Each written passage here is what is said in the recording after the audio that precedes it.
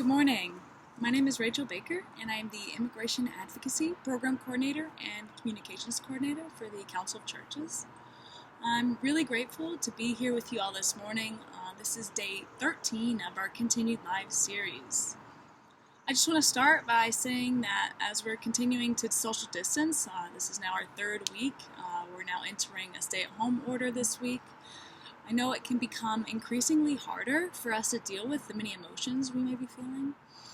I know for me personally, I have definitely struggled with this. Right now can be a time when we're feeling heightened stress or anxiety or depression. And I want to say that it's okay to feel the emotions. We're living in a time of uncertainty, and the most important thing we should remember is just how to take care of ourselves each day and just to do the best that we can at managing our feelings. Last week I did struggle a little bit. I was feeling very overwhelmed and stressed. I was feeling all of these emotions at once, and I actually ended up writing out every single thing that was stressing me out or giving me anxiety. As I wrote this list out, I started to feel a little better. After I was done with that list, I then went over each stressor and thought about, why was it giving me stress, or what I could do to maybe minimize that stress or anxiety. And so I would write that down next to the stressor.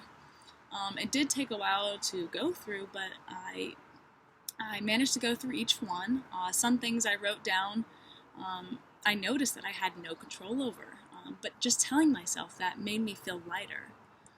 Once I was done, I felt just a weight lifted off my shoulders, and my mind was just a little less cluttered with all of the different worries that I have. I still have this list, and I keep it on my computer every single day, so when I open up my laptop, I see this list and notice the things I have no control over, and then what I can control. It's definitely helped me ease my mind and helped me manage my emotions a little bit better. I share this with you all today because it's extremely important right now, with everything going on in the world, to take care of ourselves and our mental health.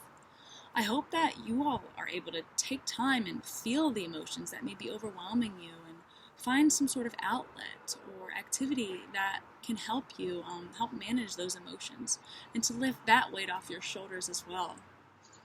Taking care of yourself right now should be one of the number one priorities on your list as we continue to social distance. Try practicing self-care at home by finding ways to relax and unwind. That may be going on a walk or a run in your neighborhood, doing yoga, reading a book. You can go out and do yard work or do some gardening. You might even have a hobby that you've been putting off and now you have time for. Finding small things to do during this time as we're continuing our social distancing. It's also important to make sure that you have someone you can express your emotions to. You really don't want to keep your emotions in because they come out one way or the other, and I've definitely learned that many times the hard way. Finding some family member, a spouse, a colleague, a friend that you can honestly share your emotions with would be beneficial to you, and that gives you the opportunity to check in with that person that you're confiding in and seeing how they are doing emotionally. Of course, during this time, it's really important just to maintain your physical health as well. Making sure that you're eating right. When you eat right, you feel better. Getting exercise, going outside, getting some physical activity can help with your mental health as well. I share all of these different things that we can do at home during this difficult time because it's always a good reminder every single day to make sure that we're taking care of ourselves and finding time to manage our emotions with different activities.